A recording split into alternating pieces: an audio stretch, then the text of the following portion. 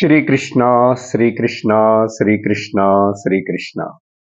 गुरुर्ब्रह्मा गुरुर्विष्णुः गुरुर्देवो महेश्वरः गुरुः साक्षात् परं ब्रह्म तस्मै श्री गुरवे नमः।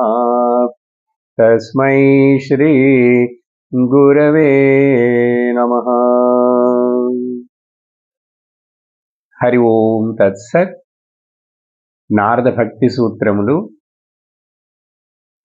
43 నుంచి 46 సూత్రం వరకు చదువుదాం. దుస్సంగః సర్వథా ఏవ త్యాజ్యః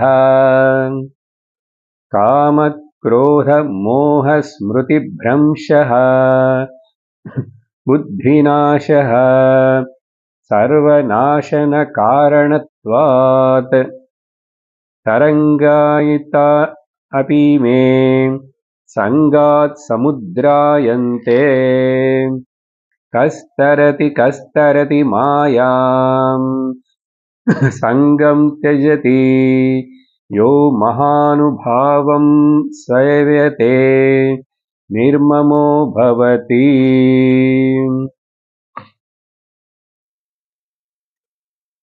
ఈ సూత్రాలలో నారదులు వారు ఒక వ్యక్తికి ఈ పరమ భక్తి అద్వైత భక్తి ఏర్పడాలంటే అతడు దుస్సంగమును త్యజించాలి. దుష్ట సాంగత్యము, దుష్టులతోటి సంగము పెట్టుకోకూడదు. దుష్టులంటే బయట ఎక్కడో ఉన్నారని మాత్రం అనుకోకూడదు. మన మనస్సులో వచ్చే మన ఆలోచనలే కొన్నిసార్లు దుష్ట ఆలోచనలుగా ఉంటాయి. మన యొక్క ఇమోషన్సే, మనోభావాలు కూడా కొన్ని దుష్ట స్వభావంతో ఉంటాయి. దుష్ట స్వభావంతో ఉన్నాయని ఎట్లా మనకు తెలుస్తుంది? దానికి గుర్తేమిటి అంటే, మన మనసులో శాంతి లేకుండా పోతున్నది, శాంతి తగ్గిపోతున్నది అంటే అర్థం గుర్తుంచుకోవాలి, మనం దుష్ట భావములతోటి సంగమును పెట్టుకున్నాం. అందుకని ఇక్కడ దుష్ట సంఘాన్ని వదిలేయాలి, దాని నుంచి దూరంగా ఉండాలని చెప్పిన తర్వాత, దుష్ట సంఘం అంటే చీట్ల పేకలు ఆడేవాళ్ళు, త్రాగుబోతులు, వ్యభిచారులు ఇట్లా అని చెప్పకుండా ఏం చెప్తున్నారు చూసారా? మన మనస్సులో ఉండేటువంటి భావాలే కామ క్రోధ లోభ మోహ మదమాత్సర్యాలనే ఈ శత్రువులు ఉన్నారే, వీళ్ళని జయించాలి, వీళ్ళ నుంచి దూరంగా ఉండాలి. సో మన లోపలే ఉన్నప్పుడు మరి వాళ్ళని బయటికి నెట్టడం ఎట్లా అంటే, దానికి మనం ఏం చేయాలని చెప్పబోతున్నారు, ఇప్పుడు చెప్తారు తర్వాత. ఎందుకంటే ఇవన్నీ కూడా సర్వనాశన కారణత్వాత్, ఈ మనోభావాలు ఒక వ్యక్తిలో ఉంటే వీటిని అసుర గుణములు అంటారు. దైవాసుర సంపద్ విభాగ యోగం అని భగవద్గీతలో భగవంతుడు దైవ గుణములను అసుర గుణములను విభజించి చక్కగా లిస్ట్ ఇచ్చారు. ఇది గనక నువ్వు ఒక్క చెడ్డ భావమైనా సరే, కొంచెం సేపు అయినా సరే దాన్ని నువ్వు ఎంటర్టైన్ చేసావంటే అది తప్పకుండా నిన్ను పతనం చేస్తుంది, క్రమంగా నీకే తెలియకుండా కాలక్రమంలో. ఎలాగంటే ఉదాహరణ చెప్తున్నారు 45వ సూత్రంలో. ఒక చిన్న అల, 2 అలలు చిన్న చిన్న అలలన్నీ కలిసి పెద్ద అలగా అవుతాయి. ఈ అలలన్నీ కలిసే కదా సముద్రంగా ఉంది. అలాగే ఈ కామ క్రోధాలు ఇవన్నీ చిన్న చిన్నవిగా కొంచెం కొంచెంగా ఉన్నట్లున్నా కూడా అవి నువ్వు జాగ్రత్తగా వాటిని, ఈ గడ్డి పూసలు, అవసరం లేని చెట్లు పెరుగుతాయి చూసారా, దాన్ని అప్పుడప్పుడే, ముఖ్యంగా ఈ రావి చెట్టు, అది పక్షి చేత అది రెట్ట వేయబడి దాంట్లో నుంచి అది పెరుగుతుంది, వేరే ఏ ప్రాసెస్ వలన రాదు. అది కూడా ఆ పాడుబడ్డ ఇళ్ల మధ్యలో, ఆ మట్టి ఉన్న చోట, అది గోడైనా సరే, ఎలక్ట్రిక్ స్తంభమైనా సరే, దాని మీద కొంచెం మట్టి కనుక ఉన్నదంటే అక్కడ ఈ పిట్ట కనుక రెట్ట వేసిందంటే అక్కడ రాగి చెట్టు మొలుస్తుంది. ఇంకా ఆ తర్వాత బలంగా వేర్లు అట్లా పెరిగిపోయి అది బలాన్ని పుంజుకుంటుంది కదా. ఎన్నోసార్లు చూస్తాం మనం ఆ పాడుబడ్డ ఇళ్లల్లో, మన మేడల్లోనే, మన బిల్డింగ్ డ్రైనేజ్ పైపుల్లోనే ములుగుస్తుంది అది. చూసారా? అట్లాగా ఇది బలం అయిపోయి పెద్ద ఒక సముద్రంలాగా అయిపోతుంది. అల్లకల్లోలం చేస్తుంది. నీ మనస్సు మొత్తాన్ని, నీ శాంతిని అంతటిని నాశనం చేస్తుంది. నీ జీవితానికే ఒక జీవితం మీద నీకే విసుగు పుట్టేట్లు చేస్తాయి ఇవన్నీ కూడా. అందుకని వాటి నుంచి దూరంగా ఉండాలి అని చెప్పిన తర్వాత, ఈ ఇది మంచిది కాదు, చెడ్డదని తెలిసి కూడా ఎందుకు మనిషి దాంట్లోనే పాల్గొంటాడంటే, అది మొదట్లో వాడికి కొంచెం సంతోషాన్ని, సాటిస్ఫాక్షన్ని, సక్సెస్ని ఇస్తుంది. సంతోషం, సాటిస్ఫాక్షన్ అండ్ సక్సెస్. కాబట్టి వాడు మొదట్లో అది నాకు అవసరం, అది చూపిస్తే గాని అని చెప్పి దాంట్లో దానికి బానిసుడైపోతాడు. కారణం ఏంటంటే దాని యొక్క చెడు ప్రభావం ఏంటనేది అదర్ సైడ్ ఆఫ్ ది కాయిన్ని అతడు చూడలేడు. దీని ఇంకొక ముఖం ఉంది బాబు, ఇది నిన్ను నాశనం చేస్తుందని తెలీదు. ఈ తెలియనీయకుండా ఉండటానికి కారణం ఏంటంటే అజ్ఞానము. అజ్ఞానానికి మరొక పేరు మాయా. అందుకని 46వ సూత్రంలో నారదుల వారు అడిగారు. ఈ సూత్రాన్ని మనం పోయిన సత్సంగంలో డిస్కస్ చేస్తున్నాం. ఎవరు ఈ మాయని దాటగలరు? ఎవరు ఈ మాయని దాటగలరు? ఎవరు ఈ మాయని దాటగలరు తెలుసా? ఇది ఆక్షేపణార్థం కాదని చెప్పాను. ఎవరు దాటగలరు ఈ మాయని? ఎవరు దాటలేరు. అట్లా అని చెప్పటానికి కాదు. ఎవరు దాటగలరో తెలుసా? చెప్తాను విను. మాయను అని చెప్పి ప్రారంభించాం. మాయ అంటే ఏమిటండి? వేదాంతంలో ముఖ్యంగా ఈ మాయను గురించి ఎక్కువగా మాట్లాడతాం. మిగిలిన వాళ్ళు అంతగా మాట్లాడరు, ద్వైతులు కానీ విశిష్టాద్వైతులు కానీ. ఆ మాయ అనేటువంటిది ఏమిటంటే, దానికి 2-3 అర్థాలు చెప్తాను. మధ్యలో ఇంతకుముందు వేరే సందర్భంలో చెప్పున్నా కూడా, ఈ మాయ అనేటువంటిది చిన్న సింపుల్ డెఫినేషన్ ఇవ్వాలంటే, యా మా సా మాయ. ఏది లేదో కానీ ఉన్నట్లు కనిపిస్తుందో, ఉన్నట్లు కనిపించేట్లు చేస్తుందో అది మాయ. చూడండి, లేదు కానీ ఉన్నట్లుగా మనల్ని భ్రమింప చేసేది ఏదైతే ఉందో దాన్ని మాయ అంటాం. ఇంగ్లీష్లో సింపుల్గా చెప్పాలంటే ఇల్యూజన్, డెల్యూజన్. దీనికి శంకరాచార్యులు వారు ఏమర్థం ఇస్తారంటే, ఆయన మొదట అఘటిత ఘటనా పటీయసి అని ఒక వాక్యాన్ని చెప్తారు.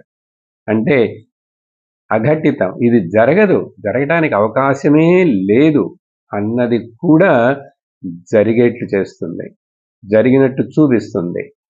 ఏది ఇది తప్పకుండా జరుగుతుంది, ఇది జరిగి తీరుతుంది అని అన్నది కూడా జరగనీయకుండా చేస్తుంది.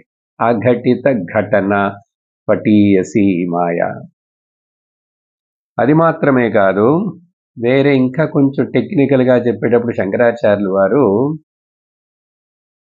మాయ అంటే బ్రహ్మని యొక్క శక్తి, ఆయన యొక్క internal power, inner potential power, Shaktimaan యొక్క శక్తి.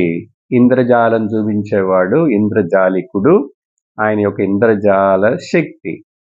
మ్యాజిషియన్స్ యొక్క మ్యాజిక్ పవర్. ఏమి లేదు కానీ ఉన్నట్లు చూపించగలడు కదా, అట్లానే ఎగ్జాక్ట్గా. అప్పుడు టెక్నికల్గా చెప్పేటప్పుడు శంకరాచార్యులు వారు ఒక శ్లోకంలో సన్నాప్య సన్న ఉభయాత్మికానో భిన్నాప్య భిన్న ఉభయాత్మికానో సాంగాన్ అనంగా ఉభయాత్మికానో మహా అద్భుత అనిర్వచనీయమేక. ఈ మాయ అనేటువంటిది ఇది ఉన్నది అని చెప్పలేం, లేదు అని చెప్పలేం. ఇది ఇది ఆత్మ కంటే బ్రహ్మము కంటే భిన్నమని చెప్పలేం, బ్రహ్మములో ఒకటిగా ఉందని చెప్పలేం. భిన్న అభిన్నం. దీనికి అంగములు ఉన్నవి అని చెప్పలేం, అంగములు లేవని చెప్పలేం. ఇట్లా చాలా అద్భుతం. దీన్ని గురించి అనిర్వచనీయం మాయా, మహాద్భుతం అనిర్వచనీయం మాయా. దీన్ని వర్ణించి వివరించి చెప్పలేం. ఇన్ఎక్స్ప్లికబుల్ అంటారు ఇంగ్లీష్లో. సరే, ఈ మాయని గురించి ఎంత వివరించి చెప్పాలన్నా వివరించి చెప్పడం. ఇప్పుడు ఆకాశంలో ఇంద్రధనుస్సు చూస్తున్నామండి, అది నిజంగా లేదు కదా. అలాగే ఎండమావులు నీళ్లు చూస్తున్నాం, అవి నిజంగా లేవు కదా. కానీ దాని గురించి కథ రాయొచ్చు. ఒక కవి అందంగా దాని గురించి పాట కూడా రాయొచ్చు. So what? చంద్రుడికి కాంతి తన సొంతము కాదు, లేనే లేదు. సూర్యుడి యొక్క కాంతి చంద్రుడి మీద పడి అట్లా ప్రకాశిస్తుంటే అప్పుడు ఆ చంద్రుడి యొక్క వెన్నెల గురించి పాటలు రాస్తారు, ఉపమానాలు పోలుస్తారు. హీరోని యొక్క ముఖాన్ని నీ ముఖం చంద్రబింబంలాగుంది, చంద్రకాంతి దేవత ఉన్నది అని చెప్పి ఇవన్నీ రాస్తారు. కానీ నిజం కాదుగా. ఆకాశానికి నీలం రంగు నిజంగా లేనే లేదుగా, కానీ చూస్తే ఉంది. కళ్ళకు కనపడుతున్నది కానీ లేదు. ఇదేంటి? కళ్ళకు కనిపించినంత మాత్రాన అది నిజం అవసరం లేదు, కళ్ళకు కనిపించకుండా ఉన్నంత మాత్రాన అది అబద్ధము అవ్వాల్సిన అవసరం లేదు. ఆత్మ కళ్ళకి కనపడలేదు కదా, అందుకని ఆత్మ ఉన్నదా నిజంగా ఉన్నదా అంటే ఆత్మ అంటే ఏంటని మనం ఒకటే తలగూక్కుంటాం కదా. చూసారా, ఇదంతా ఈ మాయ. అప్పుడు భగవంతుడు భగవద్గీతలో చెప్తాడు, మాయని ఎవరు దాటుతారంటే ఇక్కడ నారదులు వారు ఇక్కడి నుంచి ప్రారంభించి 12 సాధనలు చెప్పబోతున్నారు, 12 మార్గాలను చూపించబోతున్నారు. ఇవి అనుసరించిన వాళ్ళు మాయను దాటగలరు, ఇది అనుసరించిన వాళ్ళు, ఈ సాధన చేసిన వాళ్ళు అని 12 చెప్తున్నారు. ఆ 12ని గురించి మనం మాట్లాడటానికి ముందు భగవద్గీతలో కృష్ణుడు ఈ మాయను గురించి ఇంట్రడ్యూస్ చేశారు. చేసినప్పుడు అక్కడ ఆయన చెప్తాడు, దైవీ హేషా గుణమయీ మమ మాయా దురత్యయ మామేవ యే ప్రపద్యంతే మాయామేతాం తరంతి తే.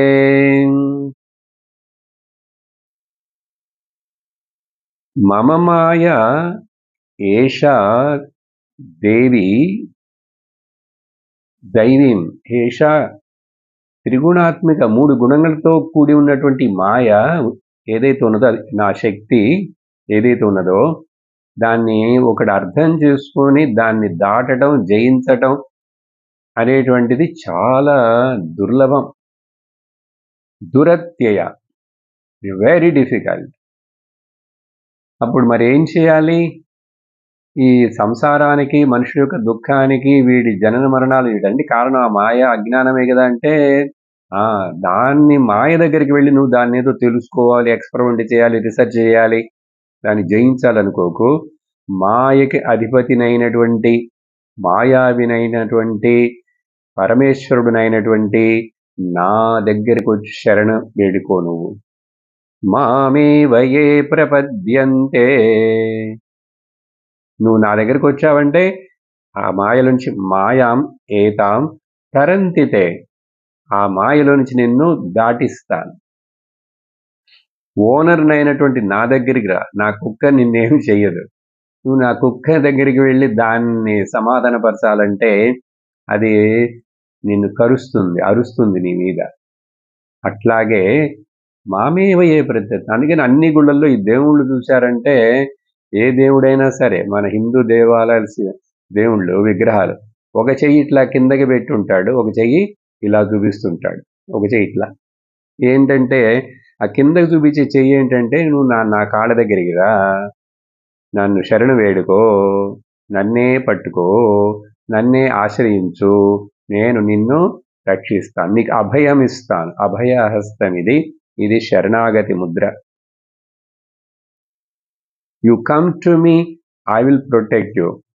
అందుకనే భగవద్గీతలో చివరిలో చెప్పినటువంటి హైలైటెడ్ శ్లోకం, సర్వధర్మాన్ పరిత్యజ్య మామేకం శరణం వ్రజ, అహం త్వాం సర్వపాపేభ్యః మోక్షయిష్యామి మా శుచః.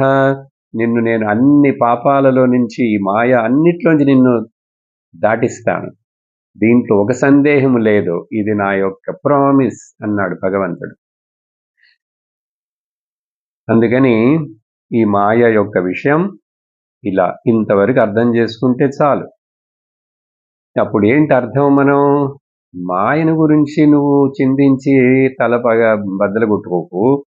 మాయ యొక్క అధిపతి అయినటువంటి ఆ బ్రహ్మమునో పరమేశ్వరుడునో నువ్వు ధ్యానించు, చింతించు, అవన్నీ చెయ్యి. సరే, ఇక్కడ నారదులు వారు చెప్పేటువంటి 12 ఏమిటి? ఒకటొకటి చూద్దాం. మొదట ఈ సూత్రంలో 3 చెప్తున్నారు. యహ సంగం త్యజతి, ఎవరైతే సంగమును వదిలేస్తాడో. సంగమును వదిలేయటం అంటే ఏ సంగం అండి? సత్సంగమా, దుస్సంగమా? సత్సంగం యొక్క గొప్పదనాన్ని గురించి చెప్పారు, వెంటనే దానికి కాంట్రాపిక్చర్గా దుస్సంగాన్ని గురించి మాట్లాడారు. ఇప్పుడు న్యాచురల్లీ ఇప్పుడు సంగమును త్యజతి అంటే ఎవరైతే దుష్ట సంగమును దూరంగా ఉంచుతాడో, త్యజిస్తాడో అతడు మాయను దాటగలడు, ఒక అర్థం. ఇక్కడ సంగము అంటే, దుష్ట సంగం అంటే మాట్లాడడం అనేక రకాలుగా చెప్పాను నేను. ఇంకా 2-3 విషయాలని.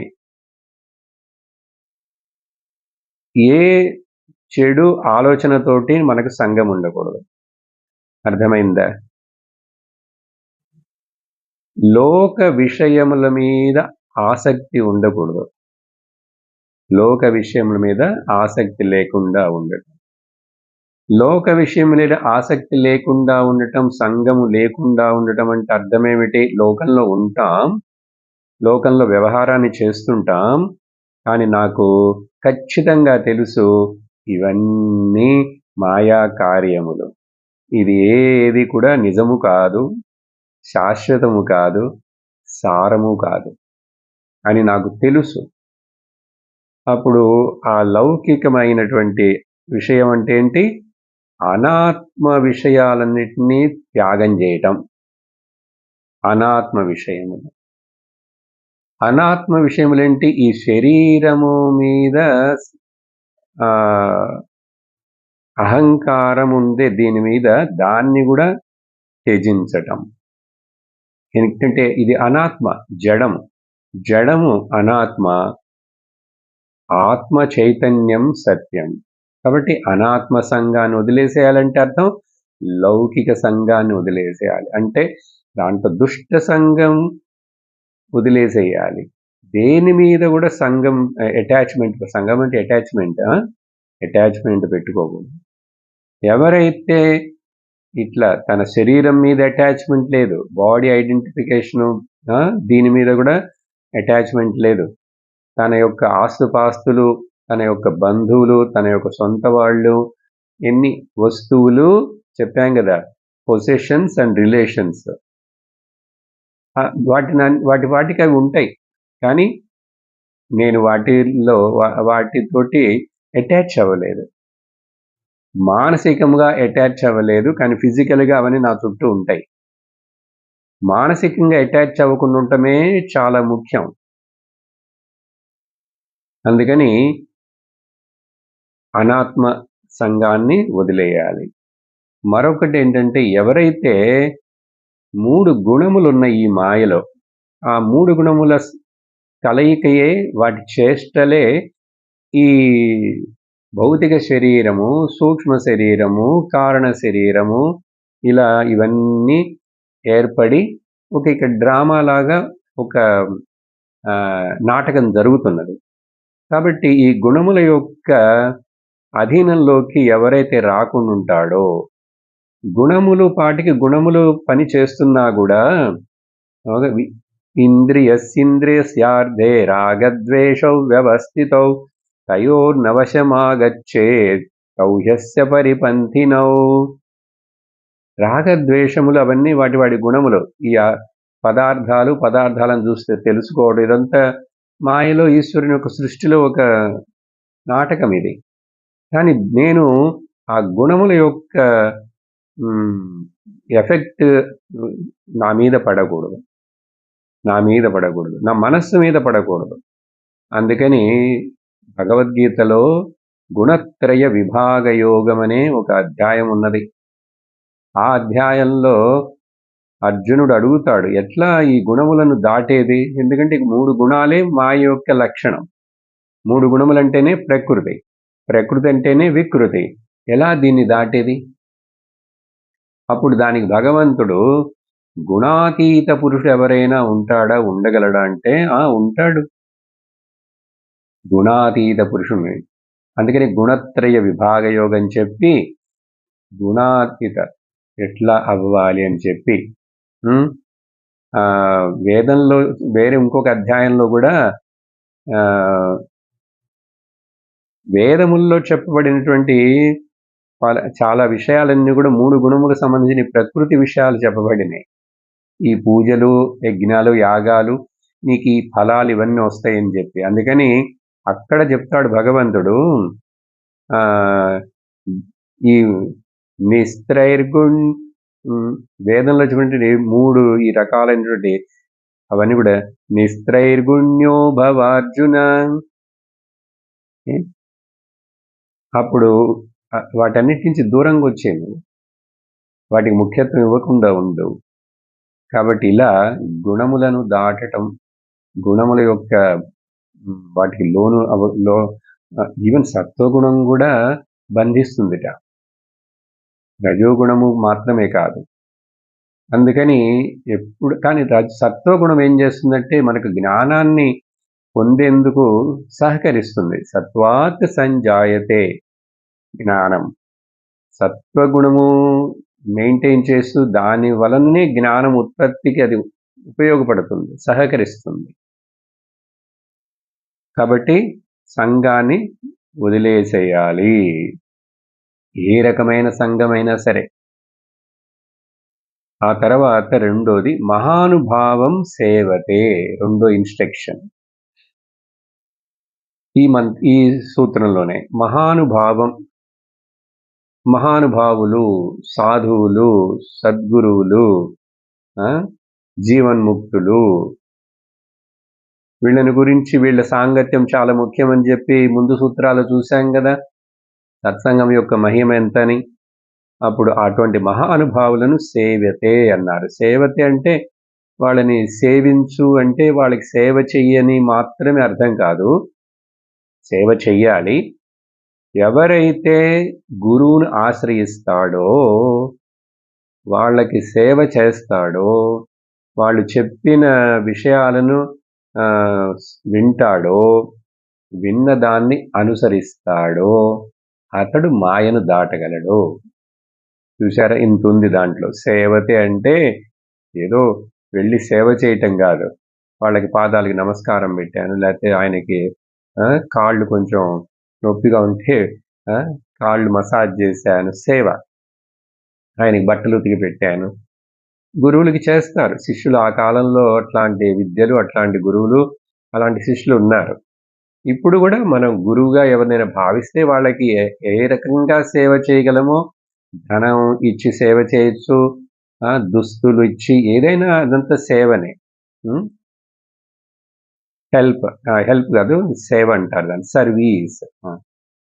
కానీ ఇక్కడ మనం ఏమర్థం చేసుకోవాలంటే, మహానుభావం సేవతే అంటే మహానుభావుడి దగ్గరికి వెళతాడో, ఆశ్రయిస్తాడో, ఆశ్రయించిన తర్వాత సేవ చేస్తాడు. సేవ చేయటం అంటే ఆయన చెప్పింది వినటమే. ఔషధాన్ని సేవించు అంటాం కదా. పాయసాన్ని సేవించండి అంటే తీసుకోండి, స్వీకరించండి అని అర్థం. కాబట్టి ఇక్కడ సేవ చేయటం అంటే గురువు యొక్క ఉపదేశాన్ని స్వీకరించాలి, ప్రసాదంలాగా స్వీకరించాలి. ఆ విన్నదాన్ని తర్వాత డైజెస్ట్ చేసుకోవాలి కదా, అనుసరించాలి. ఇక్కడ కొన్ని విషయాలు జీవితంలో అతి ఆశ్చర్యమైనటువంటి, అతి గొప్పదైనటువంటి విద్య బ్రహ్మ విద్య, ఆత్మ విద్య. ఆ బ్రహ్మ విద్య తెలిసినటువంటి, ఆ సంప్రదాయబద్ధమైనటువంటి శ్రోత్రియ బ్రహ్మనిష్ఠుడైనటువంటి గురువు దగ్గరికి వెళ్ళి నువ్వు విషయాల్ని వింటూ ఉంటే నీకు ఈ మాయ నిన్ను తాకదు. ఎలాగంటే ఒంటికి ఈ పసుపు పొడి పూసుకుంటే బ్యాక్టీరియా, జెర్మ్స్ రావని చెప్తారు కదా. స్త్రీలు ముఖ్యంగా ఒంటికి వారానికి ఒకసారి పసుపు రాసుకుంటారు. అది యాంటీ జెర్మిసిడల్ అన్నారు. అది వేదాంతంలో ఆ పసుపు రంగు అంటే వేదాంతానికి, వైరాగ్యానికి చిహ్నం. కాబట్టి వైరాగ్యం అనే పసుపు అది పూసుకున్నావంటే నువ్వు, నిన్ను మాయ అంటుకోదు, వైరస్ మాయ అంటుకోదు. మాస్క్ పెట్టుకున్నావంటే కరోనా వైరస్ నీ దగ్గరికి రాదు. సో మహానుభావం సేవతే అంటే ఇట్లా వాళ్ళతోటి అది నిరంతరం వారానికి ఒక్క రోజైనా సరే, ఎవరైతే జీవితంలో వారానికి ఒక్క రోజైనా ఈ సత్సంగాన్ని వినకపోయినాడంటే వాడి జీవితానికి ఒక మార్గదర్శనం దొరకదు. చాలామంది దీన్ని నిర్లక్ష్యం చేస్తారు. తర్వాత చివరిలో వయసు అయిపోయిన తర్వాత ఇంకా కొన్ని ప్రాబ్లమ్స్ ఎక్కువైపోయి శరీరానికి ప్రాబ్లమ్స్, అప్పుడు మళ్ళీ అనుకుంటారు. బై ద టైం శరీరము, మనస్సు, బుద్ధి అన్ని బలహీనమైపోయి ఉంటాయి. అందుకని వెలుతురున్నప్పుడే ఇల్లు చక్కదిద్దుకో అన్నారు. అంటే అర్థం ఏమిటి? నువ్వు బాగా ఆరోగ్యంగా ఉన్నప్పుడే, నువ్వు కొంచెం సంపాదిస్తున్నప్పుడే దాన్ని సేవింగ్ చేసి కూడా పెట్టుకోవాలి ముసలితనానికి. అది ఒక లౌకిక అర్థం. నీకు శరీరము, ఒళ్ళు, చెవులు, కళ్ళు అన్నీ పనిచేస్తున్నప్పుడే గురువుని ఆశ్రయించి మంచి విషయాలు ఇట్లా వింటూ నీ యొక్క ఆధ్యాత్మిక పురోగతిని పెంచుకో, ఇన్నర్ స్ట్రెంగ్త్ని పెంపొందించుకో. కాబట్టి సత్సంగమును ఎన్నటికీ నిర్లక్ష్యము చెయ్యకూడదు. దుస్సంగమును ఎన్నటికి దరి చేరనీయకూడదు. దీనికోసం భగవంతుడే భగవద్గీతలో చెప్పాడు, గురువుని ఆశ్రయించాలి అని. మనకి ఈ రోజుల్లో గురువు అంటే ఎవరండి? ఆయన్ని ఎట్లా ఆశ్రయించేది? మనకి ఎట్లా తెలుస్తుంది ఆయన నాకు సరైన గురువా కాదా, ఆయన మంచి గురువా, ఫేక్ గురువా, ఇట్లా అని. ఇది పోయిన క్లాసులోనే మనకు సందేహం వస్తుంది, నేను తర్వాత చెప్తాను. సద్గురు, సజ్జనుడు, మహాత్ముడు అంటే ఎవరని నాకెట్లా తెలుస్తుంది? నా వలన స్కానింగ్ చేసో, నా దగ్గర అట్లాంటి ఒక స్కోప్ లేదు, యాక్సిస్ లేదు. ఐ కెనాట్ యాక్సిస్ దానికోసం. కానీ కొన్ని విషయాలు చెప్తాం. నీకు సరి అయిన గురువుని ప్రసాదించటానికి ఆ బాధ్యత ఈశ్వరుడికి వదిలేసే. నువ్వు గురు షాపింగ్కి నువ్వు వెళ్ళొద్దు. నువ్వు ధర్మమును అనుసరించు, ధర్మదేవత యొక్క అనుగ్రహము చేత ఈశ్వర అనుగ్రహమును పొందు. ధర్మదేవత అనుగ్రహం లేకుండా ఈశ్వర అనుగ్రహం రాదండి. ఈశ్వరుడు అనుగ్రహం చేస్తే తప్ప గురువు దొరకడండి. గురువు అనుగ్రహం చేస్తే తప్ప శాస్త్రం దొరకదండి. శాస్త్రమాత అనుగ్రహిస్తేనే కానీ నీకు ఆత్మజ్ఞానం ఉదయించదు. చూసారా? అందుకని ధర్మం మొదట చాలా ముఖ్యం. సరే, అది అట్లా ఉన్నప్పటికీ కూడా గురువు మహాత్ముడు అంటే ఆస్తికుడై ఉండాలి. మొదట దేవుణ్ణి, వేదములను, సనాతన ధర్మను నమ్మేవాడై ఉండాలి. ఇది ముఖ్యం, ఫస్ట్ థింగ్. 2, సంప్రదాయబద్ధమైన గురువై ఉండాలి. సంప్రదాయకుడు అంటే ఆ గురువుకి ఇంకొక గురువు ఉండాలి. తన గురువు దగ్గర నుంచి చదివి ఉండాలి. ఏదో తనకు తోచిన మాటలు అట్లా చెప్పకూడదు. మంచివైనా కూడా సహజంగా మనం ఆ సంప్రదాయాన్ని దాన్ని అవధూత సంప్రదాయమనో ఏదో అంటాం. కానీ ఈయనకి గురువు ఉన్నాడా? ఈయన గురువు దగ్గర చదివాడా? సంప్రదాయముగా గురు శిష్య పరంపరలో వస్తున్నాడంటే అది. ఆ గురు శిష్య పరంపర ఆ సంప్రదాయబద్ధమైన టీచింగ్‌ని వాళ్ళ గురువుగారు ఏం చెప్పారో దాన్నే ఇక్కడ మళ్ళీ అమలు పరుస్తూ చెప్పాలి. ఇతడి యొక్క సొంతమని చెప్పి, ఈ నా యొక్క భావన అని చెప్పి అలా చెప్పకూడదు. శృతిని ఆధారంగా పెట్టుకోవాలి. స్మృతులను ఆధారంగా పెట్టుకోవాలి. నా పూర్వీకులు, నా గురువు ఏం చెప్పారో దాన్ని బేస్ చేసుకొని చెప్పేవాడు సంప్రదాయబద్ధుడు. అర్థమైందా? అందుకని ఇప్పుడు మోడర్న్ వరల్డ్‌లో ఎవరెవరో వాళ్ళు ఆర్గనైజేషన్‌లు వాళ్ళ కొంత స్పెషాలిటీని చూపించి ఏదేదో పెట్టి కొత్త పేర్లు పెడితే పెద్ద ఆర్గనైజేషన్ అవుతున్నది. వేల సంఖ్యలో జనాలు వెళ్తుంటారు. అక్కడ బాగా ఏవేవో పెద్ద పెద్దవి జరుగుతుంటాయి. చాలా. అంతా కూడా హై లెవెల్‌లో.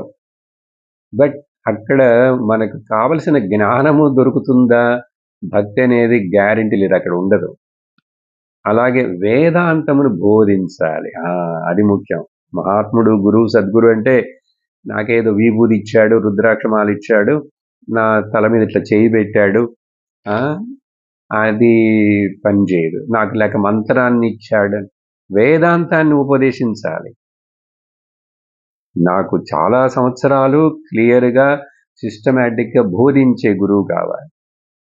ఆ గురువు మహాత్ముడు అనేటువంటి వాడు పరోపకారుడై ఉండాలి. స్వార్థం కోసం, డబ్బుల కోసం, పేరు ప్రతిష్టల కోసం టీచ్ చేయడు. అర్హత ఉన్నటువంటి శిష్యుడొస్తే వాళ్ళకి మాత్రం ప్రేమతోటి ఏది ప్రత్యుపకారాన్ని ఎదురు చూడకుండా నాకు నా గురువు ఇచ్చినటువంటి ఈ విద్య ఇది 10 మందికి చేయాలి. అప్పుడు ఆ శాస్త్రమాత కృప నాకు దొరుకుతుంది. శాస్త్రమాతగా సంతోషిస్తుందని చెప్పి ఆ పరోపకార బుద్ధితోటి చేస్తాడు కానీ డబ్బుల కోసం చేయడు ఎన్నటికీ. అర్థమైందా? తర్వాత అప్పుడు ఆ గురువు ధనమును, పేరు ప్రతిష్టలను ఆశించకుండా ఉండేటువంటి అటువంటి గురువు సర్వత్ర సమదర్శనుడై ఉంటాడు. Last great quality. సర్వత్ర సమదర్శనం. అన్నిటి యందు ఆ భగవంతుణ్ణి, బ్రహ్మతత్వమునే చూస్తాడు. బాహ్యంగా వాళ్ళల్లో తారతమ్యాలుంటాయి, లోటుపాటులుంటాయి. 10 మంది వినటానికి వచ్చినా 10 మంది శిష్యులున్నా కూడా అందరూ ఒక రకంగా ఉండరు. ఒక్కొక్క శిష్యుడు ఒక్కొక్క మెచ్యూరిటీ తోటి ఉంటాడు. వాడు ఒక్కొక్కడు వాడి టైం తీసుకుంటుంది. ప్రారంధానికి తగినట్టు వాడు మెచ్యూర్ అవుతాడు. కాబట్టి గురువుకు తెలుసు ఇది. కానీ ఈ జీవుడిలో, ఈ శరీరంలో ఉన్నది జీవుడు. ఆ జీవుడు ఈశ్వరుడే, అది ఆత్మనే. కాబట్టి ఆ ఆత్మ విద్యని నేను బోధించటమే, చెప్పటమే నా పని. కానీ నా బోధనలోనే వాడు మారుతాడు, వాడిలో రిఫైన్మెంట్ వస్తుంది. అందుకని సర్వత్ర సమదర్శనుడుగా ఉంటాడు. కులము, గోత్రము, వీటి జాతి పేర్లతోటి వీటితోటి భేదాన్ని చూడడు. చివరికి ఇంకొకటి ఏంటంటే, ఈ సజ్జనుడు అనేటువంటి వాడి యొక్క ప్రార్థన ఎట్లా ఉంటుందంటే ఒక సుభాషితంగా చెప్పారు. చాలా చక్కటి సుభాషితం. ఏమిటంటే, దుర్జనో సజ్జనో భూయాత్ సజ్జన శాంతిమాప్నుయాత్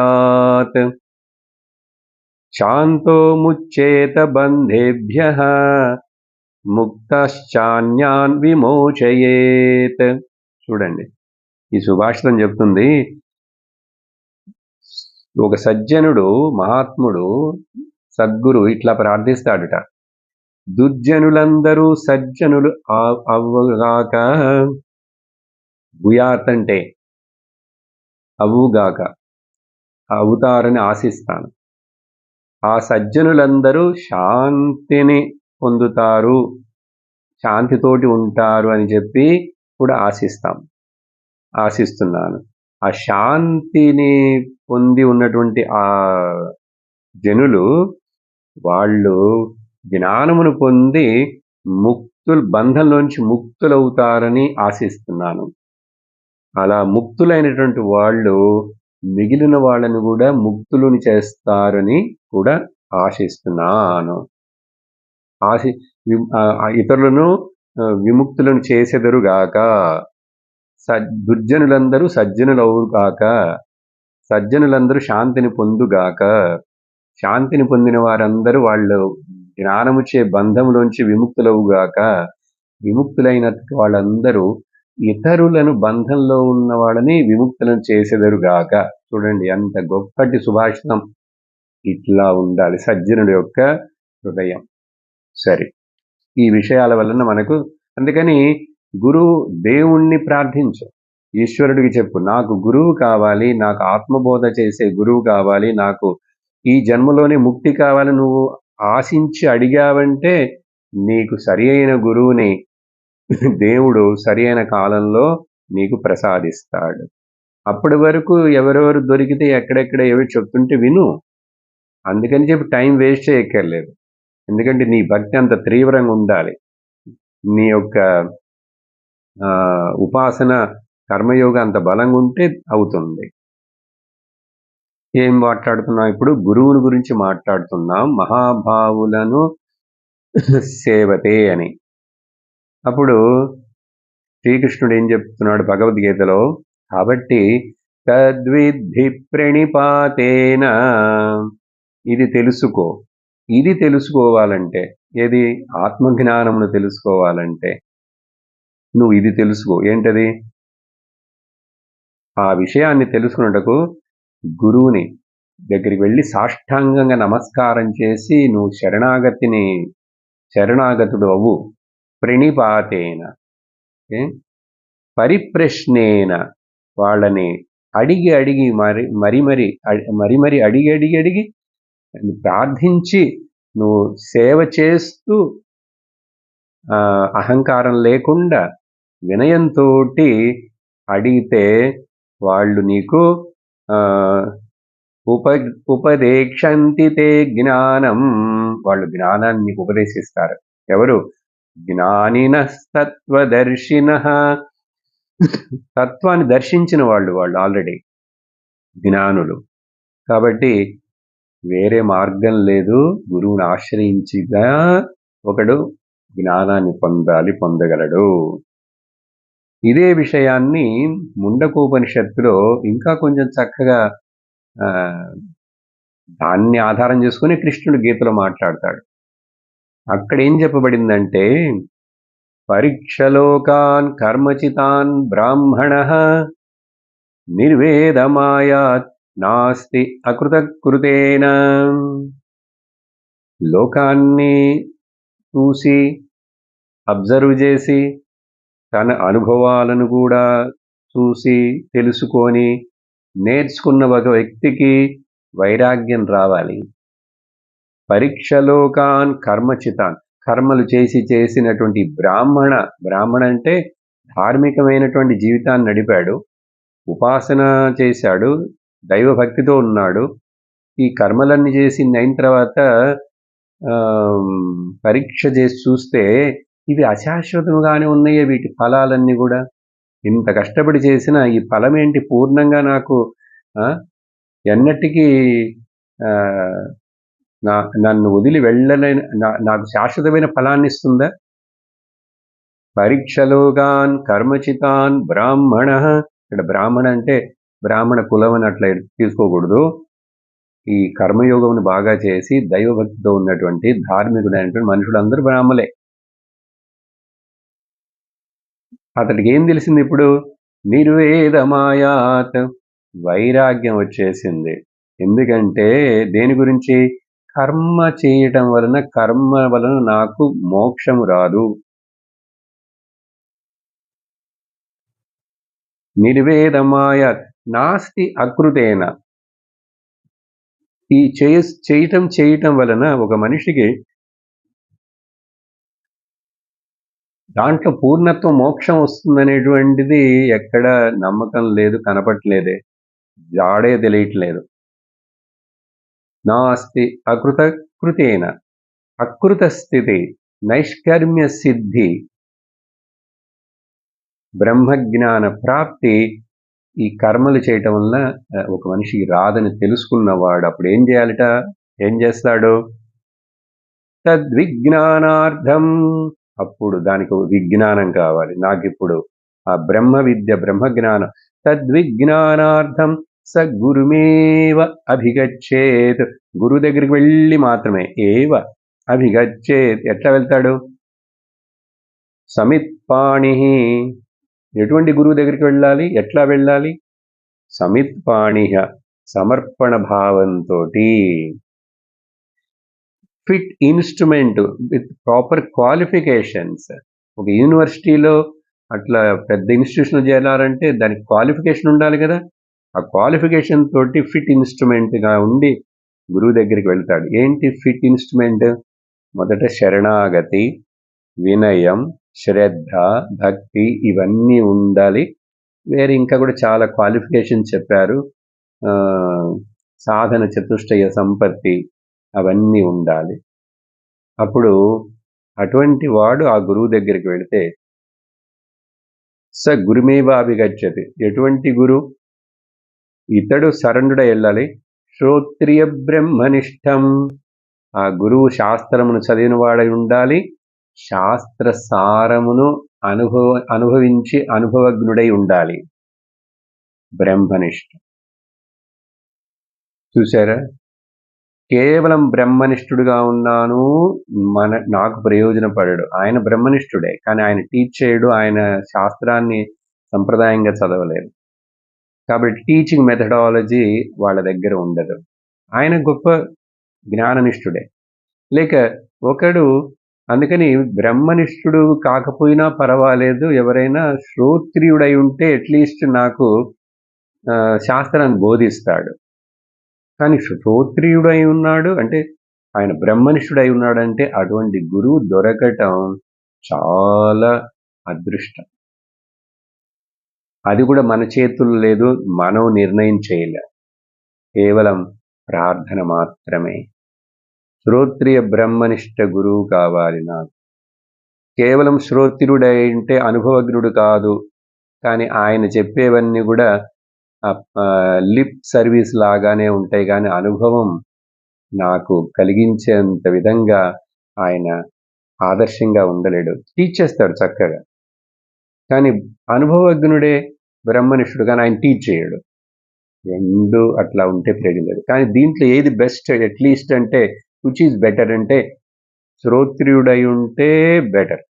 మౌనంగా కూర్చున్నాడు, ఆయన మాట్లాడడు, అక్కడే ఉంటాడు, ఆయన బ్రహ్మనిష్ఠుడే. నేను వెళ్తాను, ప్రదక్షిణం చేస్తాను, నమస్కారం పెడతాను, నాకేం వస్తుంది? కొంచెం పుణ్యం వస్తుంది, కానీ నీ జ్ఞానం రాదు. ఒక ఉపదేశాన్ని నువ్వు వినకుండా, దాన్ని నువ్వు అర్థం చేసుకొని మననం చేసి నిరుధ్యాసనం చేయకుండా నీకు జ్ఞానం రాదు రాదు రాదు. ఇది చాలా మంది నమ్మరు కదా. అందరికీ చాలా వేరే ఏదైనా షార్ట్ కట్లో SMS లాగా రావాలి అనుకుంటుంటారు. అలా జరగదు. సరే, ఇదంతా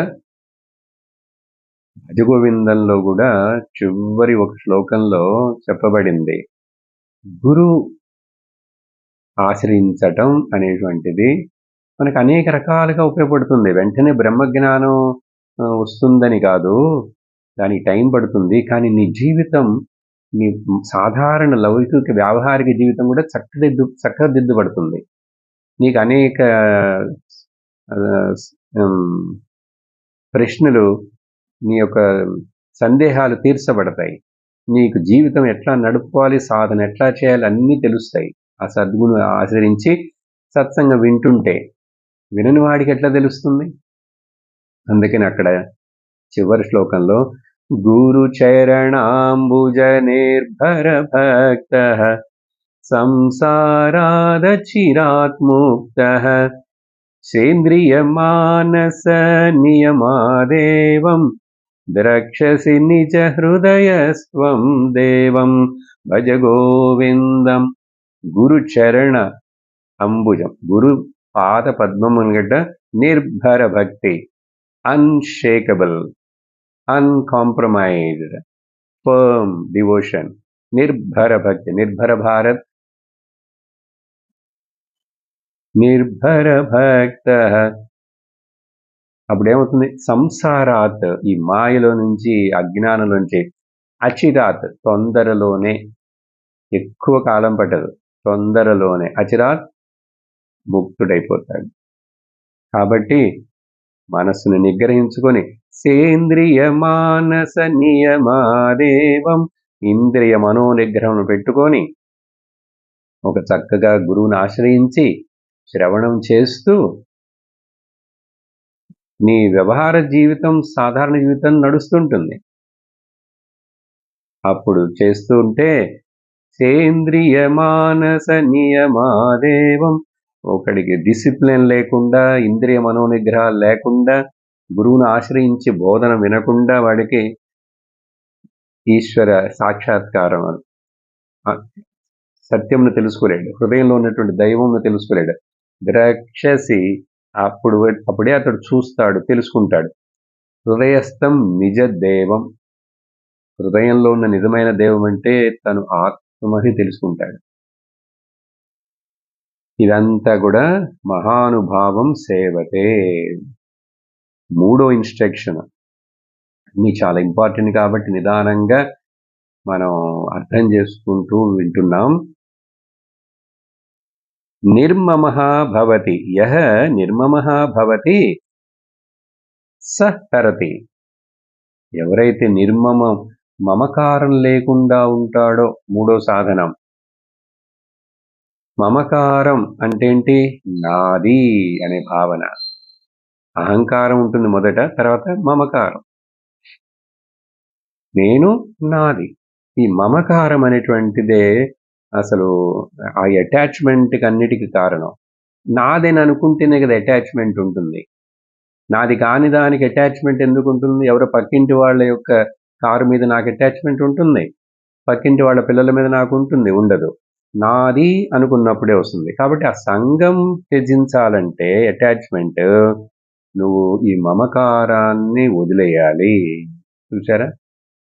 మమకారం అంటే నాది, నాది అనేటువంటి, నాది నాది అనుకున్నది నీది కాదురా, నాది అట్లా అనుకుని, అందుకని ఇంకా మనిషి పట్టుదలతోటి నాది కాబట్టి అది నా దగ్గరే ఉండాలి, నాది కాబట్టి నేను చెప్పినట్లే వినాలి, నేను చెప్పినట్లే జరగాలి అని చెప్పి ప్రాణం ఉన్న మనుషుల మీద మమకారం, ప్రాణము లేని వస్తువుల మీద కూడా మమకారం. నేను, నాది ఇది, నేను ఉపయోగించను, ఎవరికి ఇవ్వను. చూడండి, చాలా వస్తువులన్నిట్లాగే మనం వాడం, ఎన్ని సంవత్సరాలుగా అది అట్లాగే ఉంటుంది, ఎవరికి ఇవ్వము. ఈ బుద్ధి ఏమిటి? ఎందుకు ఇంత మమకారం? వెళ్ళేటప్పుడు ఏమైనా తీసుకెళ్తావా? వచ్చేటప్పుడు బర్త్డే సూట్ తోటి వచ్చావు. బర్త్డే సూట్ అంటే తెలుసా మీకు? దిగంబరంగా పుట్టాం. వెళ్ళేటప్పుడు అన్నీ కాల్చేస్తారు, అన్నీ. అక్కడ ఏముంటే మిగులుతుంది? నీతో పాటు ఏదైనా వస్తుందా? నీ సూటు, బూటు, కోటు. అక్కడ బర్త్డే సూటే. అందుకని మధ్యలో ఏంటి? ఏం లేవు. అంటే అర్థం ఏంటో తెలుసా? ఉట్టి చేతులతో వచ్చాం, ఉట్టి చేతులతో వెళతాం. ఈ మధ్యలో ఎందుకు ఇంత పితలాటకం? ఎందుకు ఇంత మమకారం? చూసారా? ఇది చాలా డేంజరస్. మనుషుడి యొక్క మానసిక దుఃఖానికి, ప్రాబ్లమ్స్ అన్నిటికి కూడా నాది. చూడండి, ఒక చిన్న ఫ్యామిలీ ప్రాబ్లం దగ్గర నుంచి ఇంటర్నేషనల్ ప్రాబ్లం వరకు, బార్డర్స్ ప్రాబ్లమ్స్, కంట్రీస్ యొక్క యుద్ధం, అన్నిటికీ కారణం నాది. ఈ పంచభూతాలు ఎవరివి బాబు? ఆకాశము, వాయు, అగ్ని అన్నీ ఏదో భూమిని పెట్టుకొని, ఆ భూమిలో కట్టిన ఇళ్ళు, ఆస్తులు, పాస్తులు, సొమ్ములు అన్నీ ఏదో పెట్టుకొని, ఇది నాది, నా వారసత్వం వచ్చింది, నేను సంపాదించాను అంటావు. ఎందుకంత అహంకారం, గర్వం? అసలు నీదంటూ ఏమీ లేదు ఇక్కడ. ఈ శరీరంతో సహా ఇది నీది కాదు. ఇది ఈ శరీరం కూడా మాంసం, ద ఎనటామికల్ ఫిజికల్ బాడీ ఎవరో ఒక స్త్రీ పురుషుడు యొక్క సంభోగం చేత మీ అమ్మ నాన్నని వాళ్ళ ద్వారా క్రియేట్ చేయబడింది. నువ్వా క్రియేట్ చేసావు? కాబట్టి దీని మీద కూడా నీకు హక్కు లేదు యాక్చువల్గా. This is created by somebody. How you can claim that ఇది నాదని చెప్పి? అజ్ఞానం. కాబట్టి ఇలా అజ్ఞానంతో ఉండి మమకారం మమకారం మమకారం ఎంతవరకంటే ఇంకా పిల్లలు, ఇళ్ళు, వాకిళ్ళు, పుత్రేషణ, విత్తేషణ, లోకేషణ, desire for all that, possessing అన్ని. అందుకని ఇంకెంత వయసు వచ్చినా సరే, ఎన్ని దెబ్బలు తిన్నాను సరే, మొట్టికాయలు.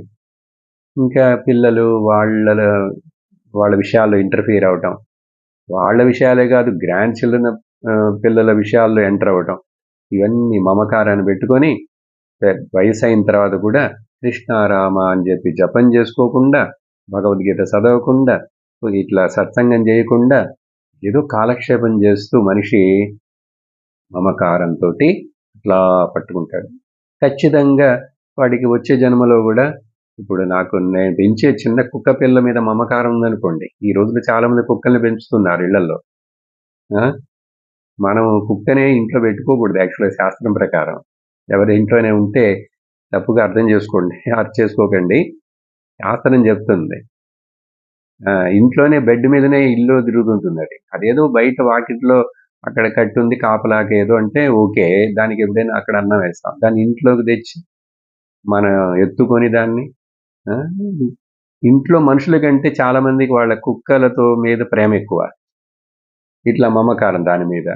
చివరికి వీడు చనిపోయేటప్పుడు కూడా ఆ కుక్కనే అనుకుంటూ చనిపోయాడు అనుకోండి, ఇంకా వీడు ఆ కుక్కలాగానే పుడతాడు మళ్ళీ.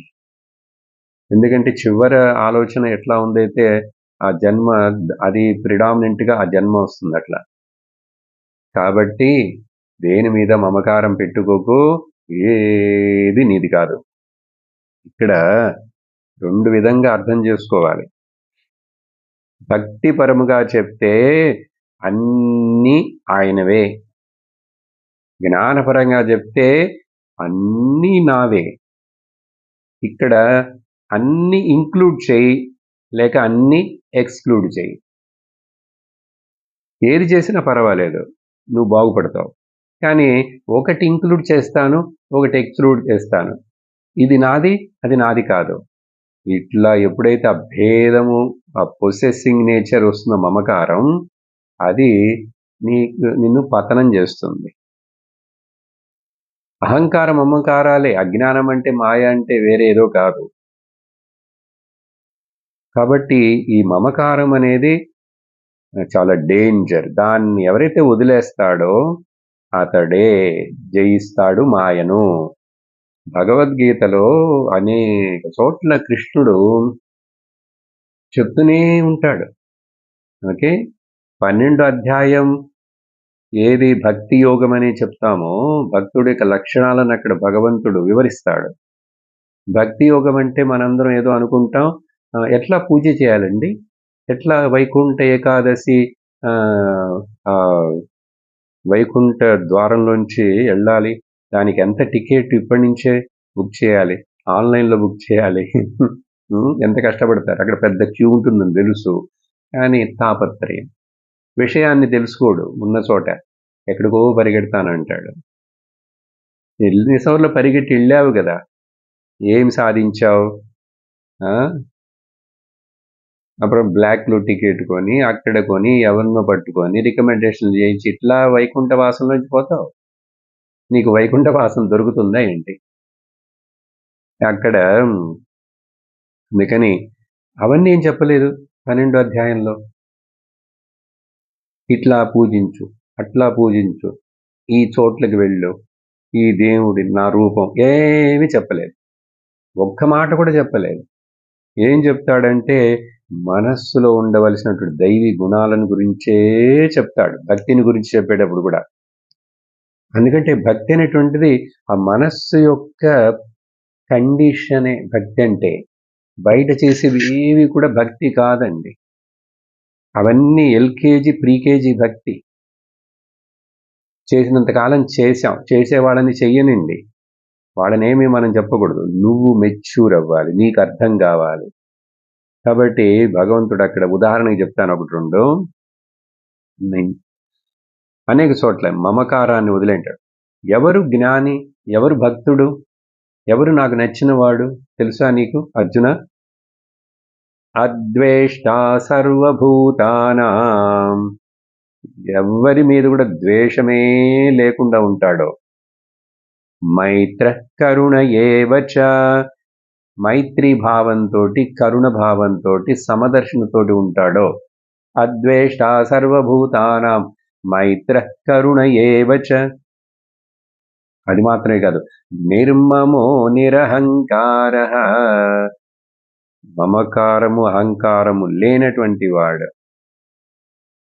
ససుఖ నిర్మమో నిరహంకార సమదుఃఖ సుఖక్షమే, సుఖ దుఃఖాలను సమముగా స్వీకరిస్తూ ఎవరైతే గట్టిగా నిలబడి ఉంటాడో. చూడండి, ద్వంద్వములు సుఖ దుఃఖములనే, సుఖ దుఃఖే సమే కృత్వా లాభాలాభౌ జయాజయౌ. అందుకని భగవద్గీత క్షుణ్ణంగా వినాలి.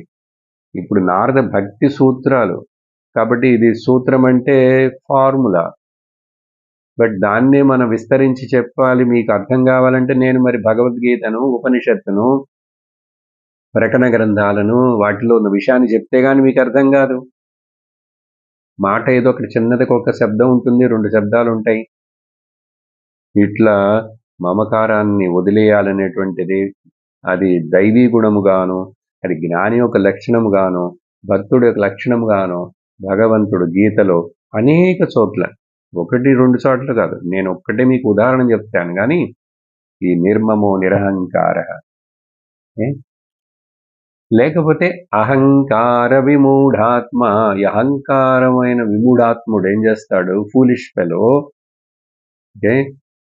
కర్తాహమితి మన్యతే, నేను చేస్తున్నాను, ఇది నాది, నాది, నేను చేశాను, నేను సంపాదించాను. అహంకార విమూఢాత్మ కర్తను అనుకుంటాడు. కర్తను అనుకున్నావంటే నీకు ఆ కర్మఫలం నీకు బంధిస్తుంది నిన్ను.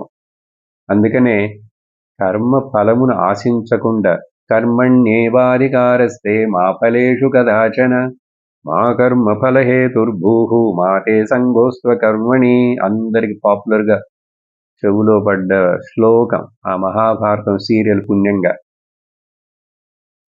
అది వినాలి. ఆ శ్లోకం డీటెయిల్డ్గా వినాలి. అసలు ఏంటి చెప్తున్నాడు, the whole secret of the Karma Yoga చెప్తాడు భగవంతుడు అక్కడ.